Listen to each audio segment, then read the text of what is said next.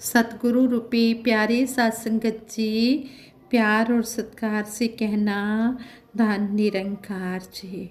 सबसे पहले सतगुरु माता जी का शुक्राना करते हैं जो हमें सेवा सिमरन सत्संग करने की जाच सिखाते हैं, विधि सिखाते हैं। सच्चे पातशाह आप जी के चरणों में जिस तरह जुड़े हैं इसी तरह जोड़ के रखना। शुक्राना शुक्राना सतगुरु दा शुक्राना हर पल करिए, करते रहिए, लभते रहिए बहाना। साध संगत जी दासी आप जी के चरणों में एक निष्काम सेवा की हनुमान जी की ये प्रसंग रखने जा रही है। कहते हैं अयोध्या में प्रभु श्री राम जी का राज्याभिषेक होने के बाद हनुमान जी वहीं रहने लगे। उन्हें तो भगवान श्री राम जी की सेवा करने का नशा चढ़ा हुआ था। सच्चे सेवक का लक्ष्य भी यही होता है कि वह अपने भगवान के चरणों में जी जान से निष्काम भाव से सेवा में लग जाता है। उसे पता रहता है कि मेरे मालिक को कब क्या चाहिए और कब क्या अच्छा लगेगा। भगवान श्री राम जी को कोई वस्तु चाहिए तो हनुमान जी पहले से लेकर उपस्थित हो जाते। किसी काम किसी पदार्थ के लिए किसी इशारे की भी ज़रूरत नहीं होती थी। हनुमान जी की सेवा का परिणाम यह हुआ कि भरत शत्रुघ्न आदि भाइयों को श्री राम जी की सेवा कोई भी सेवा प्राप्त करना कठिन हो गया था। इससे घबराकर सब भाइयों ने मिलकर एक योजना बनाई और माता श्री जानकी जी को अपनी ओर मिला लिया। प्रभु की समस्त सेवाओं की लिस्ट बनाई गई। कौन सी सेवा कब कौन करेगा यह उसमें लिखा गया। जब हनुमान जी सुबह के समय सरयू स्नान करने गए तब अवसर का लाभ उठाकर तीनों भाइयों ने वह लिस्ट प्रभु श्री राम जी के सामने रख दी।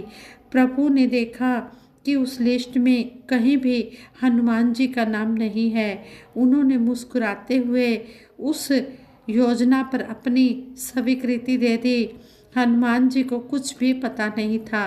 दूसरे दिन सुबह सरयू में स्नान करके हनुमान जी जब भगवान श्री राम जी के पास जाने लगे तो उन्हें दरवाजे पर भाई शत्रुघ्न ने रोक दिया और कहा, आज से भगवान श्री राम जी की सेवा का हर काम बांट दिया गया है, जिसके लिए जब जो सेवा फिक्स की गई है वही वह सेवा करेगा। भगवान श्री राम जी ने इस व्यवस्था के लिए अपनी स्वीकृति भी दे दी है। हनुमान जी बोले, प्रभु ने स्वीकृति दे दी है तो उसमें कहना क्या है। सेवा की व्यवस्था बना दीजिए, अपने भाग की सेवा मैं करता रहूँगा। सेवा की लिस्ट सुना दी गई। उसमें हनुमान जी का नाम कहीं नहीं था। उनको कोई सेवा सौंपी नहीं गई थी क्योंकि सेवा बची ही नहीं थी। लिस्ट सुनकर हनुमान जी ने कहा, इस लिस्ट में जो सेवा बच गई है वह मेरी है। सब ने तुरंत सिर हिलाया और कहा हाँ, वह आपकी सेवा है जो रह गई है। हनुमान जी ने कहा, इस पर प्रभु की स्वीकृति भी मिलनी चाहिए। प्रभु श्री राम ने भी इस बात पर अपनी स्वीकृति दे दी। स्वामी प्रभु श्री राम का जिस प्रकार काम संपन्न हो हनुमान जी वही उपाय करते हैं। उन्हें अपने कोई पर्सनल मान अपमान की जरा भी चिंता नहीं रहती। हनुमान जी बोले, प्रभु को जब जमाई आएगी तब उनके सामने चुटकी बजाने की सेवा मेरी होगी। यह सुनकर सब हैरान रह गए। इस सेवा पर तो किसी का ध्यान ही नहीं गया था, लेकिन अब करें तो करें क्या। अब तो इस पर प्रभु श्री राम जी की स्वीकृति हनुमान जी को मिल चुकी है। चुटकी सेवा के कारण हनुमान जी राजसभा में दिन भर भगवान श्री राम जी के प्रभु श्री राम जी के चरणों के पास उनके मुख की ओर देखते रहते, क्योंकि जमाई आने का कोई समय तो है नहीं। रात हुई। स्नान और भोजन करके प्रभु श्री राम अंतःपुर में विश्राम करने पधारे तो हनुमान जी उनके पीछे पीछे चल दिए। दरवाजे पर सेविका ने रोक दिया, आप अंदर नहीं जा सकते। हनुमान जी वहाँ से हटकर राजभवन के ऊपर एक कगूरे पर जाकर बैठ गए और चुटकी बजाने लगे। पर यह क्या हुआ, प्रभु श्री राम जी का मुख तो खुला रह गया। ना वे बोलते हैं, ना इशारे करते हैं, केवल मुख खोले बैठे हैं। प्रभु श्री राम की यह दशा देखकर माता जानकी जी व्याकुल हो गई। तुरंत ही माताओं को, भाइयों को समाचार दिया। सब हैरान हो गए और व्याकुल हो गए। किसी को कोई भी उपाय समझ नहीं आया कि प्रभु का मुख खुला है। वे किसी के क्वेश्चन का कोई आंसर नहीं दे रहे थे। अंत में गुरु वशिष्ठ जी को बुलाया गया। प्रभु ने उनके चरणों में मस्तक रखा। प्रभु श्री राम जी ने अपने गुरु वशिष्ठ जी के चरणों में मस्तक रखा, किंतु मुंह खुला रहा, कुछ बोले नहीं। गुरु वशिष्ठ जी ने इधर उधर देखकर पूछा, हनुमान जी कहाँ हैं? उन्हें तो बुलाओ। जब हनुमान जी को ढूंढा गया तो वे श्री राम जी के कमरे के ऊपर कक्ष के कगूरे पर बैठे चुटकी बजाए जा रहे हैं और आँखों से आंसू झरझर बह रहे हैं और शरीर का रोम रोम रोमांचित है। मुख से कीर्तन चल रहा है, श्री राम जय जय राम, श्री राम जय जय राम। भाई शत्रुघ्न ने हनुमान जी से कहा, आपको गुरुदेव बुला रहे हैं। हनुमान जी चुटकी बजाते हुए ही नीचे पहुँचे। गुरुदेव ने हनुमान जी से पूछा, आप यह क्या कर रहे हैं? हनुमान जी ने उत्तर दिया, प्रभु को जमाई आए तो चुटकी बजाने की सेवा मेरी है। मुझे अंतःपुर में जाने से रोक दिया गया। अब जमाई का क्या ठिकाना कब आ जाए, इसलिए मैं चुटकी बजा रहा हूँ, जिससे मेरी सेवा में कोई कमी ना रह जाए। गुरु वशिष्ठ जी ने हनुमान जी से कहा, तुम बराबर चुटकी बजा रहे हो, इसलिए श्री राम को तुम्हारी सेवा स्वीकार करने के लिए अपना मुंह खुला रखना पड़ रहा है। अब कृपा करके अपनी चुटकी बंद कर दो। प्रभु श्री राम के रोग का निदान सुनकर सबकी सांस में सांस आ गई कि ये जो मुंह खुला रह गया है, ये हनुमान जी के चुटकी बजाने के कारण मुंह खुला है। क्योंकि प्रभु जो होते हैं वो अपने भगत के वश में हो जाते हैं। जब भगत इतना प्यार प्रभु से करते हैं तो प्रभु भी अपने भगत के वश में हो जाते हैं। हनुमान जी ने चुटकी बजाना बंद कर दिया तो प्रभु श्री राम जी ने अपना मुख बंद कर लिया। अब हनुमान जी हंसते हुए बोले, तो मैं यहीं प्रभु के सामने बैठूं और हमेशा सभी जगह जहाँ जहाँ भी मेरे प्रभु जाएं उनके मुख को देखता हुआ साथ बना रहूं। क्योंकि प्रभु श्री राम जी को कब जुमाई आ जाए इसका तो कोई फिक्स टाइम नहीं है। प्रभु श्री राम ने कनखियों से जानकी जी को देखकर कहा, मानो कह रहे हों, और करो सेवा का विभाजन, और करो सेवा का बंटवारा। हनुमान जी को मेरी सेवा से वंचित करने का फल देख लिया। स्थिति समझकर गुरु वशिष्ठ जी ने कहा, यह सब रहने दो। तुम जैसे पहले प्रभु श्री राम जी की सेवा करते थे, अब भी ऐसे ही अपने प्रभु राम की सेवा करते रहो। अब भला गुरुदेव की व्यवस्था में कोई क्या कह सकता था? उनका आदेश तो सबसे ऊपर है। यही कारण है कि प्रभु श्री राम पंचायतन में हनुमान जी छठे सदस्य के रूप में अपने प्रभु श्री राम के चरणों में लगातार उनके मुख की ओर टकटकी लगाए हाथ जोड़े बैठे रहते हैं। हनुमान जी की सेवा के अधीन होकर प्रभु श्री राम ने उन्हें अपने पास बुलाकर कहा, भैया हनुमान, तुम्हें मेरे पास देने को तो कुछ है नहीं। मैं तो आपका ऋणी हूँ, कर्जदार हूँ और तू मेरा साहूकार है। बस इसी बात की तू मुझसे सनद लिखा ले। हाँ संगत जी, कहने का भाव ये होता है कि सेवा कोई दिखावे वाली नहीं होती। जो सेवा एक मन एक चित्त होकर करते हैं, उनको कोई उस सेवा से अलग कर देता है तो वो फिर भी उस सेवा से अलग नहीं होते, क्योंकि प्रभु सब जानते हैं कि ये मेरा भगत किस भावना से सेवा कर रहा है। प्रभु से कुछ भी नहीं छिपा हुआ होता। प्रभु अंतर्यामी होता है, घटघटवासी होता है। ये तो कहते हैं कि भले बुरे की पीड़ पछाने, ये तो सबके अंदर की जानता है कि कौन किस भाव से सेवा कर रहा है।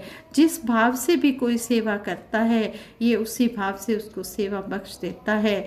जो अपने आप को सतगुरु के चरणों में बिल्कुल समर्पित कर देता है, सतगुरु का होकर रह जाता है, ज्ञानी भगत बन जाता है, तो उसको सतगुरु कभी भी अपने से जुदा नहीं होने देते, उसको हमेशा अपने चरणों की सेवा बख्शते हैं। ऐसा ही हमारा भी सतगुरु के चरणों में ध्यान बना रहे। सच्चे पातशाह जिस तरह आप जी ने जोड़ा है, इसी तरह हमें अपने चरणों में जोड़ के रखना, इसी तरह हमें अपनी सेवाएं बख्शते रहना। जो जो चितवे संत जन, सो सो लेता मान। जो जो भी जिसके मन में भावना होती है, ये उसकी उस भावना को प्रवान कर लेता है। अगर कोई कहता है कि सच्चे पातशाह मेरा तो आपका गुणगान करने का मन कर रहा है, तो कहते हैं कि सतगुरु उसके भाव को देखकर उसे गुणगान करने का मौका देता है। अगर कोई कहता है सच्चे पातशाह मुझे इस तरह मंच संचालन की सेवा मिल जाए, तो सतगुरु सच्चा पातशाह वो सेवा बख्श देता है। अगर कोई कहता है कि मुझे बर्तनों की सेवा मिल जाए, मुझे झाड़ू सफाई की सेवा मिल जाए, मुझे जोड़ों की सेवा मिल जाए, मुझे गेट पर सेवा मिल जाए, मुझे लंगर बांटने की सेवा मिल जाए या लंगर बनाने की सेवा मिल जाए, जो जो भी जिस भाव से सतगुरु के आगे अरदास करता है, ये सच्चा पातशाह ये समर्थ है, खटखटवासी है, ये उसकी उस भावना को कबूल कर लेता है। सच्चे पातशाह जिस तरह भी आप जी चाहते हो, बस दासी तो आप जी के चरणों में यही अरदास करती है कि जो जो भी आपको हमारे लिए अच्छा लगता है, वही वही हमें देते चले जाना। हमें कुछ नहीं पता है हमारे लिए क्या सुखदाई है और क्या सुखदाई नहीं है। आप जी सब कुछ जानते हो, आप जी को पता है, और आप जी वही दोगे जो हमारे लिए बेहतर होगा, जो अच्छे से अच्छा होगा। इसलिए दातार सच्चे पातशाह हम आप जी के चरणों में आपके चरणों की भक्ति मांगते हैं कि इसी तरह हमें सेवा सिमरन सत्संग के साथ जोड़ के रखना, इसी तरह हमें साथ संगत माँ का आशीर्वाद मिलता रहे, सतगुरु निरंकार का आशीर्वाद मिलता रहे, इसी तरह हम अंतिम श्वास तक सतगुरु के चरणों में जुड़े रहें। से ही दासी एक और छोटी सी स्टोरी आप जी के चरणों में रखने जा रही है।